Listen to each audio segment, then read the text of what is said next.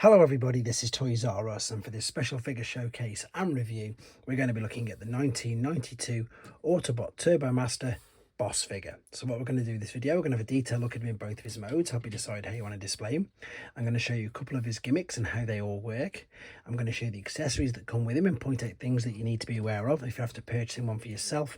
We can also see how he lines up with the rest of the Turbomasters that were released at the same time, and indeed we can see how he lines up with some other Generation 1 figures, and indeed just some other figures that have been released recently, third party and mainline as well. So as you can see, loads to get through with this video. So as I start to pop all these away, I'd like to remind anybody who's not subscribed to this channel, if you'd like to hit that subscribe button for me now please, because it really will help me out.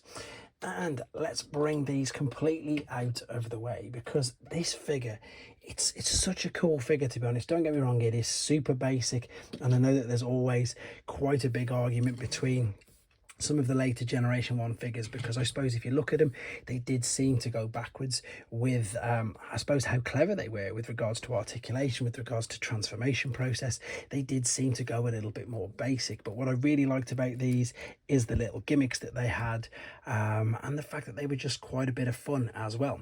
Now the basic figure itself is exactly that, basic. I suppose you could say that there's a knee bend, which there pretty much is, but you can tell straight away that that is just for the transformation process. There's, I suppose you can say, shoulder articulation in the arm, and that's pretty much about it. The head, I don't think it does. No, it doesn't turn around, it folds back, but again, that is for transformation purposes. So you've got a waist swivel, but again, it's mainly for only transforming him. So you have gone, you know, a couple of steps backwards from some of the Autobots 84 and 85 cars, but for playability, you've got these brilliant spring loaded, and these really are quite powerful. And because they're so powerful, that is why they failed US safety standards, and that could be the reason why you didn't see these in the US. They came out in the European markets, I think they came out in Canada, and they definitely came out in Japan because they were packed in 2-pack boxes. So not only did they have firing accessories, they all had a crazy garish colour scheme, but this is where you started to see things like this, like piping come through, which just works brilliantly with these figures. And as of course the Turbomasters were the main, I suppose, the arch enemies of the Predators, which had their own little gimmicks as well. So things that you need to be aware of. To be honest, it depends how you're going to be displaying him. If you're going to be displaying him as a robot, you don't necessarily need the blaster or his missile launcher, whatever you want to call it, because obviously you can see he will display like that, no issues whatsoever really. You could even get away with perhaps missing the side parts, but it'd be pretty battered and a bit damaged to be missing the side parts. However, when he is in his alternate mode, you really do need it, and the reason for that will become really apparent right now if I just take this one out, so you can see what I mean. So if you've got no accessories with him at all, it's never going to really display well in alternate mode. Unfortunately, it just doesn't. Things to be aware of are, of course, that the fact that you can see these stickers, not only are they in the wrong place, but because they've started to perish, they don't look that great. The bigger problems with these is always the metal, so that's pretty much corroded on lots of them. But because it is basic, and because it is pretty much a brick, really durable basically, they don't really tend to break or damage. I think there's actually a bit of sun fade there as well, to be honest. If we compare the two colours, yeah, that looks a little bit darker. So you're mainly looking for stickers and accessories. Now, because these are really quite hard to come by, there's a couple of ways. I think it comes with 3 in total. That one's sealed, so I obviously haven't opened it to see. I don't think these look good on his shins in the robot mode, but as you can see by the artwork and indeed the pictures, that is how he is supposed to have them. We're going to talk a little bit more about the artwork in a second, because it's wrong, as I'm sure you can pretty much see for yourselves. So again, with the accessories, robot mode not too bad. With the alternate mode, pretty much a definite. You don't need these on the back, to be honest. And I suppose the good thing is that these are universal, these yellow missiles, between your Turbomasters, so you can use them and you can mix and match them with the others as well, to be honest. And I will bring them in a second for you to see. Now again, talking about little gimmicks, so we know that this fires. I've just shown you it fire, but because of the way that this fits into here, you can see that it's going to fit via these 2 holes. Might have to just pull it away ever so slightly to get it to fit in. I wasn't really going to show you the transformation process. Oh, I've just lost that now. It's gone for miles. They really do fire.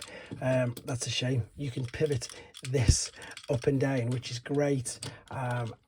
Do think that there's a very strong resemblance to the 1990 Batmobile, which was Michael Keaton's, of course. It just looks a lot like that to me. But here, you see what I mean? You can lift this up and down, pivot and fire it. That really has gone, honestly, way far back.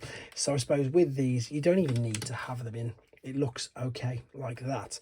Right, what I was referring to with the card and the artwork, if you have a look at Boss's face there, you can see he's got individual eyes and a faceplate, whereas on here he's got like a visor and something completely different. So the artwork doesn't match the figure at all, really. This, funnily enough, is a jig, which is an Italian variant. That's why the language is in Italian, and they've changed his name to Tigre. And if we turn it around on the back, you've just got the transformation process, which you can see is simply fold out the legs, fold down the arms, and twist at the hips. And of course, do what you do with, oh, it was Getaway, wasn't it? It was Getaway from the Power Masters. And to be honest, most people do, myself included. I have in the past forgot to spin round the chest piece a couple of times as well. But it does spin round once you make sure everything is out of the way. Right, let's pop that there. Let's bring in the other Turbo Masters. So there is, I'm pretty sure I've got individual videos on all of these on the channel. So we've got Flash, we've got Boss, we've got Scorch. I know there's definitely one of him because I've just done it. And we've got Hurricane as well. So all of these, as I say, are quite difficult to come by. They've all got the beautiful light piping gimmick for their eyes, which I think is brilliant. And they did come at the very tail end of Generation 1. With regards to how they fit size wise with, I suppose, some other figures in Generation 1, there he is with Leader Optimus Prime, and here he is with a mini bot Bumblebee. Okay, with regards to some of the newer figures, but to be honest, that's the same size as an original Micromaster as well. So you can see he's, yeah, I suppose, to be honest, he's about the same size. No, he's a bit smaller. I don't know, he could perhaps pass as a deluxe, because some deluxe figures are a little bit smaller with regards to, here we are, there's a core class. There's core class. So he's pretty much very small deluxe looking at this. With regards to some other figures, so third-party company figures, he's of course going to be much bigger because most third-party companies are legend scale, or the ones that I've got here to show you, shall we say. There's a New Age Prime. There's a Magic Square Trailbreaker. And I think that's pretty much, no, I've got an Iron Factory Sheen, which is of course Mirage there, just for the last bit of comparisons. And I'm just going to move these out of the way and I suppose round off here. So if you've not seen these before, as I've already mentioned, if you want to see more figures like this, I've got an actual folder called European and exclusives, as well as Japanese, if you want to keep an eye on them. Overall though, an interesting and great figure that we are, let's be honest, in desperate need of an update. So let me know what you think of him in the comments, guys, and of course, take care.